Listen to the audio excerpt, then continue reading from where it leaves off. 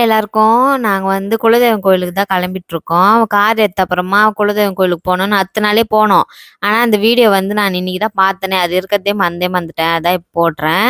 நான் தம்பி வரல. நாங்க 3 பேர் தான் போனோம். அவன் வந்து ஃபர்ஸ்ட்டு தக்ஷி திட்டுன்னு வந்து கார்ல விட்டுட்டு, அப்புறம் வீட்டுக்கு போயிட்டான்.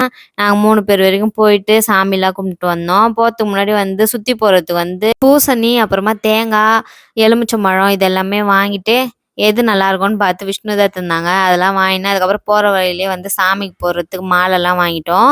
மாலைலாம் வாங்கினு அதுக்கப்புறமா தான் கோயிலுக்கு போனோம். எங்க குலதெய்வம் கோயில் வந்து எங்களுக்கு பொன்னியம்மன் தான். உங்க குலதெய்வம் என்னன்ட்டு கமெண்ட் போடுங்க.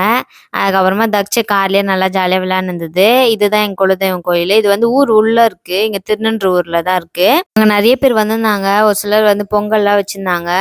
நம்மளும் வருஷம் வருஷம் இனிமேட்டு பொங்கல்லாம் வைக்கணும்.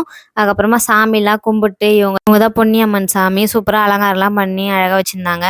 அப்புறமா அங்க வந்து ஒரு பெரியவர் இருந்தாரு. சுத்தி போறதுக்குன்னே இருக்காரு அங்க. அவர் தான் வந்து சுத்திலாம் போட்டு எல்லாமே பண்ணி குடுத்தாரு. நல்லபடியா சாமிலாம் கும்பிட்டு அதோட வீட்டுக்கு வந்துட்டோம்.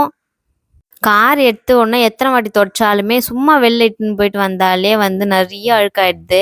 அடிக்கடிக்கு தொடச்சுன்னே இருக்கணும் போல. விஷ்ணுக்கு தான் ரொம்பவே கஷ்டம். நெறைய பேர் வந்து கேட்குறீங்க, அம்மா வீட்ல இருக்கீங்களா? மாமியார் வீட்லயா இருக்கீங்களான்ட்டு. மாமியார் வீட்ல தான் இருக்கேன். ஆல்ரெடி எடுத்த வீடியோலாம் வந்து அப்படியே பெண்டிங்ல இருக்கு. அதனால ஒண்ணு ஒண்ணா அப்டேட் பண்ணினே இருக்கேன். கோயிலுக்கு போம்போதே தக்ஷுக்கும் வந்து சாப்பாடு கட்டின்னு போயிட்டோம். அப்படியே அவனுக்கும் ஊட்டிட்டு அதோட முடிஞ்சிச்சு. பாய்.